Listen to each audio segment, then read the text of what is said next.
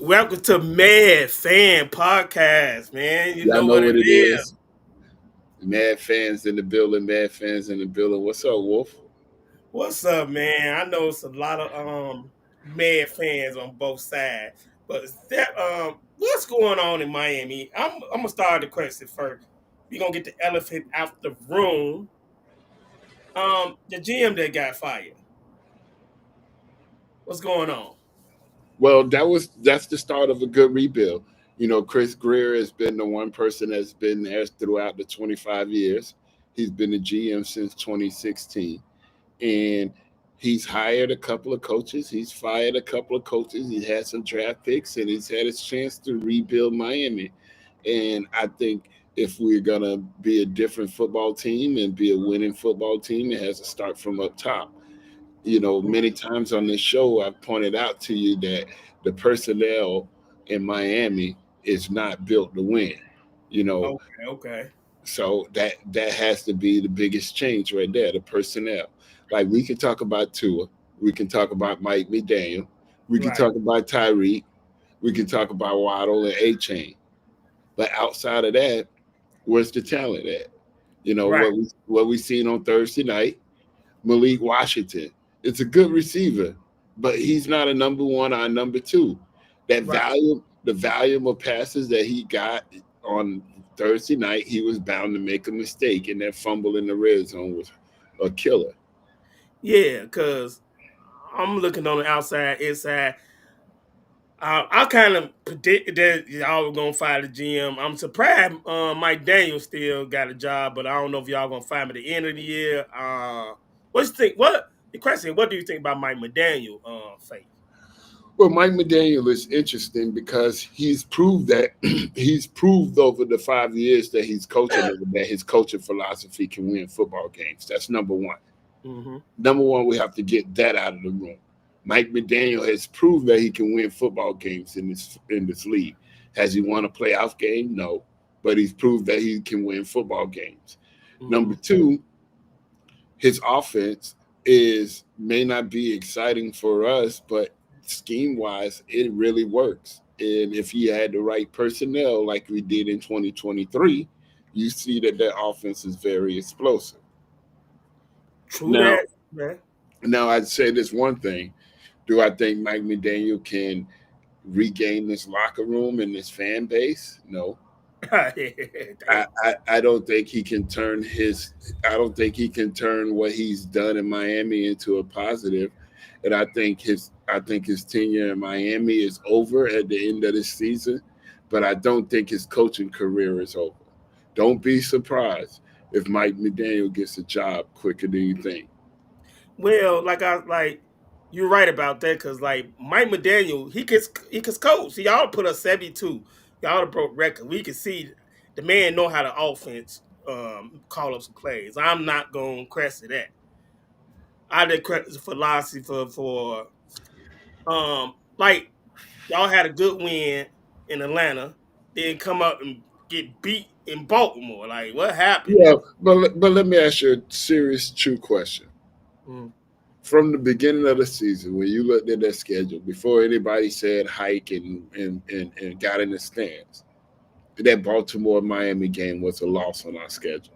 Yeah, yeah. So the beat down that Baltimore gave us on Thursday night, it looked bad because we had an opportunity to be in the game without the turnovers.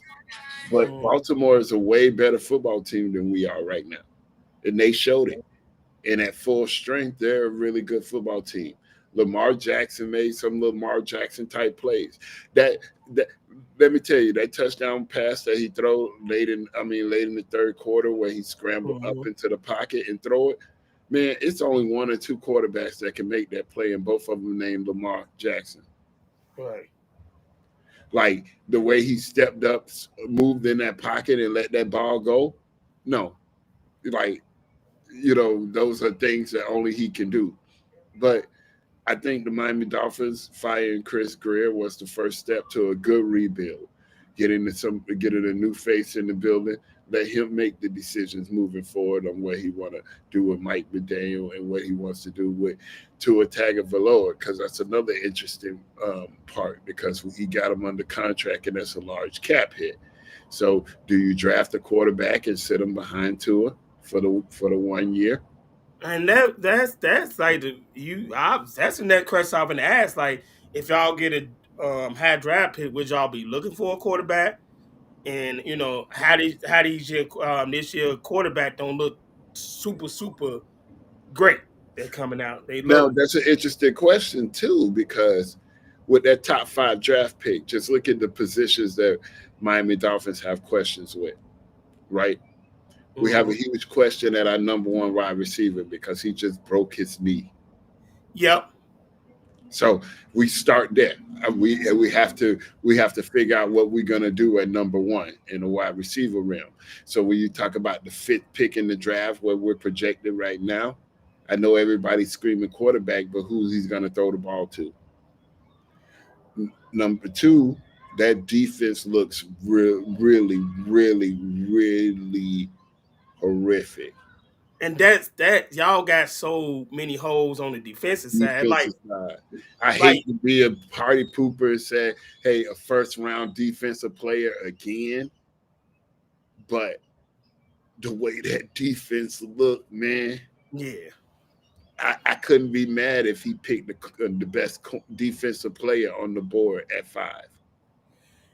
Man, I can't even be mad at it either because like y'all defense got so many holes in it. Like you said before, right?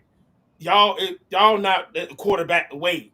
You know what I'm saying? Yeah, Ain't a quarterback not gonna fix this. no, not a quarterback. Is like, would you be mad as a Dolphins fan if Mm-hmm. at number 5 we took the best offensive lineman on the board? Wouldn't be mad. Like, that's what I'm saying. Like, it's taking a quarterback at 5. It sounds sexy, but Yeah, does that fix our situation? Because if we build a right team, we can bring in a veteran quarterback and win. true that. Yeah, And we like can we can get one of these. We can fight for one of these rookie quarterbacks coming into their second deal. Like, who knows if Chicago and Caleb Williams gonna agree on the extension? Who knows? Who knows if Jaden Daniels in Washington is gonna agree on the extension? Who knows if Drake May in New England gonna agree on the extension? Those are questions that yeah, it's we questions. never know. You know what I'm saying? We didn't know Mm, Jared Goff was going to end up in Detroit. yeah. Yeah, so with that 5 draft pick, and as far as Tua Tagovailoa goes, of course I would hang on to him next year because he is a football player, I mean, y'all gotta hang on with him. You gotta earn, y'all that paid him. So it ain't like and he y'all. got a nice healthy cap hit in 2027 too. It doesn't stop there. Mhm. You know what I'm saying? He got a nice cap hit in 2027 too. Right. So So we can get rid of him. But my question is this, and I ask you this from the outside looking in. mhm. As the Miami Dolphins, would you take the approach of replacing him and going into a total rebuild? Or would you take the approach of a mini rebuild around him and trying to win? See, this is the question where okay, if I stay in the top 5, I'll probably work on that defense again, offensive line, and keep Tuna because the money we still owe him. And two, Tuna can play. We see that. Yeah. Like, if you put the elements around them, like, but you But have to have but good if y'all elements. finna Like, get the top 3 or 2 pick, then damn, you forced me to get a quarterback. Then you know what I'm saying? yeah, Like yeah, you yeah, forced yeah. me. Like, if we fall in the top 2 or 3, Yeah, then, then you forced me to get a quarterback. but I see the Saints still on our schedule. I see the Jets still on our schedule. Those 2 teams, I think, going to end up with the first 2 picks in the draft. And I think Miami going to end up, depending on what Tennessee does, Miami might end up in 3 or 4. You Yeah. know what I'm saying? And then you got to look at it from this, right, Imani? Look, um, from the point of this, right? that like y'all defense is really the problem. Like That, when that's y'all a, beat Atlanta, y'all it's defense a huge was problem. it was disguised because Kirk Cousins played so damn bad. He could make anybody look like the 85 Bear that afternoon. But when you got to a real quarterback, defense did what they usually do.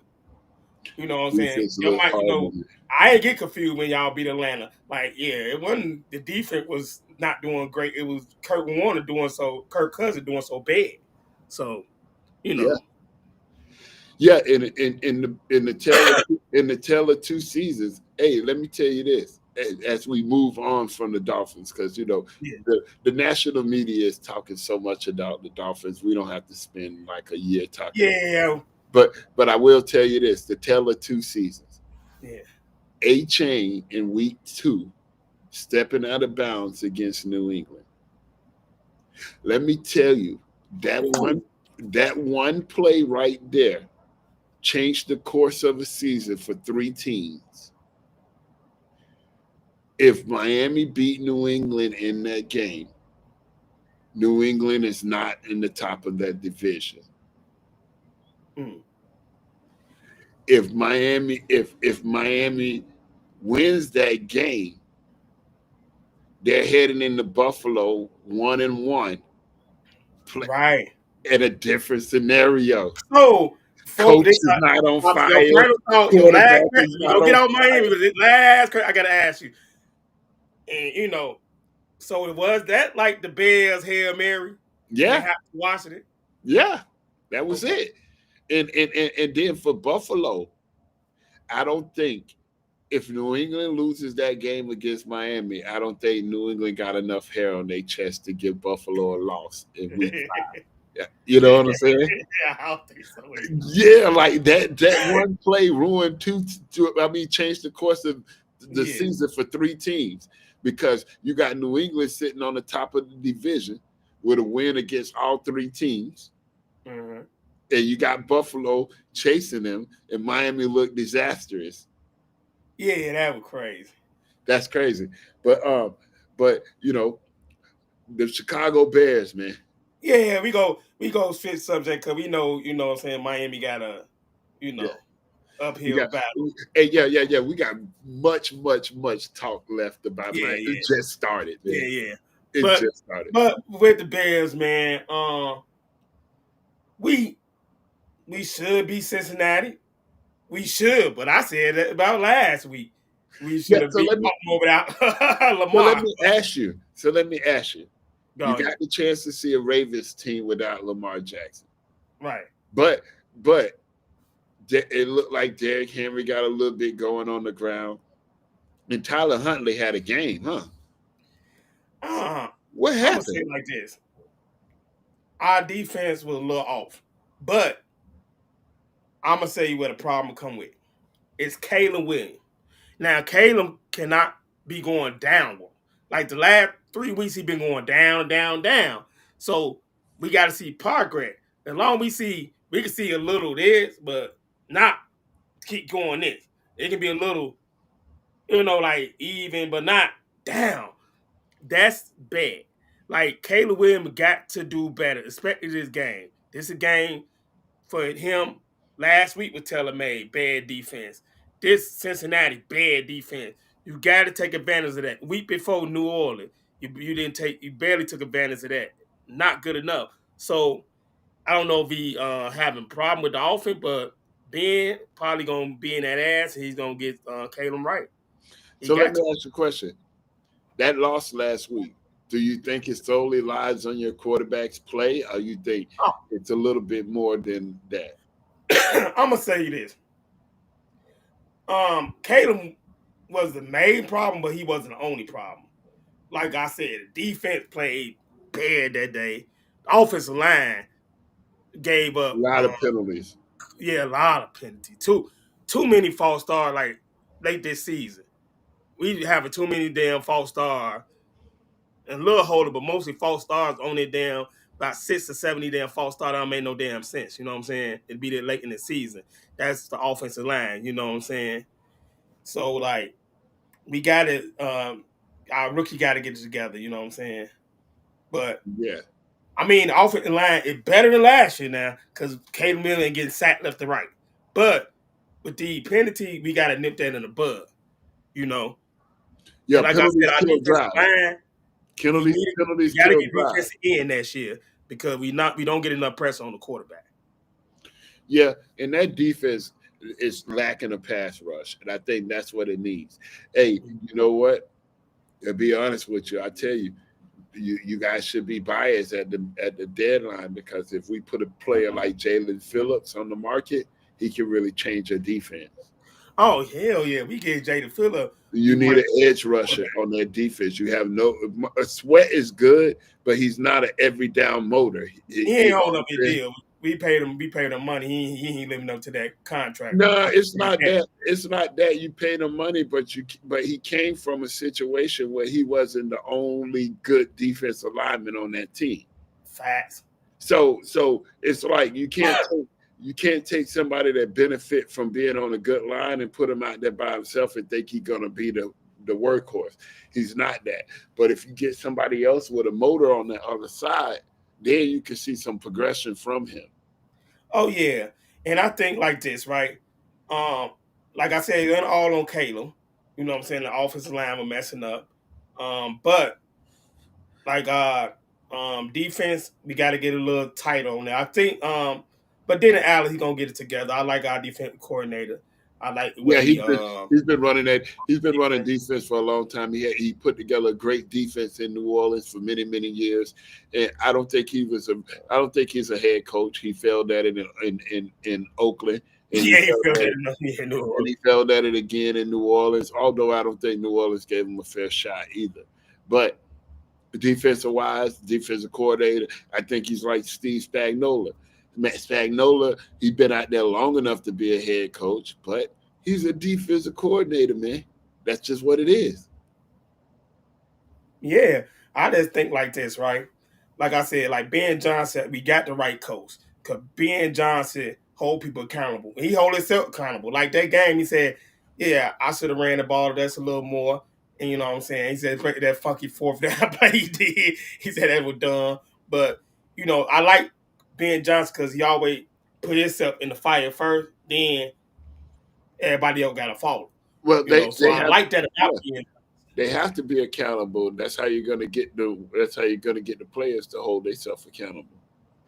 Yeah, I and I think think that's Ben Johnson in got Miami. the right idea. This the right offense for us. And like Ben Johnson, like he could put anybody in the offense. Like Ben Johnson, you see how Dolph is, right? Uh-huh. He can make a quarterback like a Brock Purdy, like Shanahan, like offense type that. You can put a basic quarterback in there. He gonna call all the plays for you. You just gotta make them. He gonna do all the trickery for you and everything. You ain't gotta think 2 months out. You just gotta make the throw. And that's what Caleb Williams trying to do. Sometimes I think he overthink. You ain't gotta think. That Yeah. make the plays. Just do. Just make the play. Just make the play. And And sometimes he does think too much and move yeah, off of his progression sometimes and yes, start looking for a big play. But I think he'll settle down this week. You guys got the Bengals, right? yeah, no defense. Flacco. Yeah, it's not about no defense because they in the last 2 weeks they've put up a fight with Flacco. So don't be alarmed if y'all in a fist fight tomorrow. Oh yeah. Flacco gonna throw the chase. He to figure Yeah, out what he got to don't do. be don't be surprised if you're in a fist fight tomorrow. But I do believe you guys are the better team. Yeah, cause see, Flacco gonna throw 30 times to Jamar Chase, cause he found out, hey, I got one of the best receivers in the game. I'm gonna give him the ball about 40 times a Boy, game. He get about oh 25 my targets a god, game. oh my He get about god, 20 that targets a kid. game. Oh my god, that kid. I throw him the ball 30 times a game too. Yeah, and see, and I think like this, right? This what we seeing with Caleb, and it irritate me because like last year he wasn't making the hard throws, the deep throws. Now he making the hard and deep throw. Now you missing the 5 yard pass, the Yeah. 5 yard drag route. Like what the heck you in the screen pass? The Well, screen pass to the side. Why how you missing well, that? I tell That's you, I both. tell you this. I tell you this. That's And the this is elementary stuff. and this is what I've learned from the quarterback position. The timing plays are the most difficult plays. Mm-hmm. You know, throwing a 15-yard slant pass is easy. You know what I'm saying? But Mm-hmm. throwing that 10-yard slant pass for a first down on 3rd and 10 when you got a 1, 2, 3 bounce throw, Yeah. that's a difficult throw. Everything got to be in motion. You got to be on time. Receiver got to be on time. Everything is timing. But when you not throwing those timing routes, it's a lot easier to get rid of the football. So a lot of those short routes be timing routes, and you see a lot of quarterbacks struggle with those timing routes. Yeah, that was make me make last year. He was making them little passes, little Yeah, screen passes, little five. Like the time and stuff last year, I'm like, okay, he got that down. He just can't get the deep stuff right. He ain't yeah, past 20 because the deep stuff is off script. It's not a timing. Like yards. like it's not like a 5-step drop, right? Mm-hmm. 1, 2, 3, 4, 5, and let the ball go. No, it's not. It's 1, 2, 3, sit, examine, see where he at, and now you letting the ball go. You all off script. So those type of plays he can make, but he got to get back onto his scripted plays where the timing is. And like I said, he like the first 15, 10 plays of every game be scripted. He good in his own script. He got no problem running the script. But when it's problem when that script over with, when he got to play off script, off schedule, Yeah, that when his brain and, ain't clicking yet. and they can do the Andy Reid. Andy Reid stay in the script until the first half over. Yeah, he probably got to stay in the script a little more. I think Ben Johnson's gonna have to figure it out because the first 15 plays we script, we always get down there. The first 2 plays get a field goal, score, field goal. Now, I mean, we ain't even been scoring in the red zone. That's been a problem the last 3 games. Really, that been in run play, not no passing play. So we hopefully Cleveland get back on rhythm because that where our weakness been at the last 3 weeks in the red zone. No touchdown play. That's running play and field goals. Well, for the record, I like y'all this weekend against the Bengals. I like it to be a close game. I'm going to call 34-31 Bears. You know what I'm saying? I'm gonna call. I'll make the call too. I'll make it 28-24 Bears. So, like I said, if he can get, like I said, Caleb can get the simple stuff down, and we'd be okay. And like I said, our division we at 4-3, so we don't want no downfall no more. Cause we start off 4-2 like last year, and we didn't win a game again until the end of the year. So we don't want that, and I don't think it's gonna be that this year. I think we ain't gonna like not win no game again to the end of the year. We're not doing a repeat. I don't feel that season again. So Okay, I got a topic for you as we yeah, bounce to this. All right, yeah. the trading deadline is coming on Tuesday. I got 3 teams that I want to talk to you about, and you let me know should they be buying or trading at the deadline. Mm-hmm. Of course, my first team is Miami Dolphins. Do you think they should be buying or selling at the deadline? Woo. I see. I should be buying. Should be somebody. Looking to bring in another piece of talent and get rid of one of these untalented players or a group of them? I can vouch for that. I don't believe that we should be sellers. We could be buyers. We could move off of a Malik Washington, Fact. Isaiah Worthy. We can move off of Westbrook Akini that's not catching that many balls and maybe bring in a ball catcher, you know what I'm saying, from another team. Yeah, and like you said, like a buyer, like we already bought. You know what I'm saying? You see, we bought Christian Johnson Carter in. He got another corner, so you know what I'm saying. Yeah, how Carter about the Johnson. Eagles? So They brought in Jakir Alexander today. Come on, man. yeah, we got Carter Johnson. Another corner because our corner be messed up. So like we trying to do buyer. So like I think the Bears we need to make a move on the defensive line, man. We can get them in Yeah, that coming. was my second team, the Bears. You think they should be buyers at the deadline? Yeah, we already bought corner in, but you know what I'm saying. Gardner Johnson, he been around. Yeah, okay corner, but for what we got. I But think I think you guys should be biased at the deadline, but I think you guys also should shop Marquez Sweat.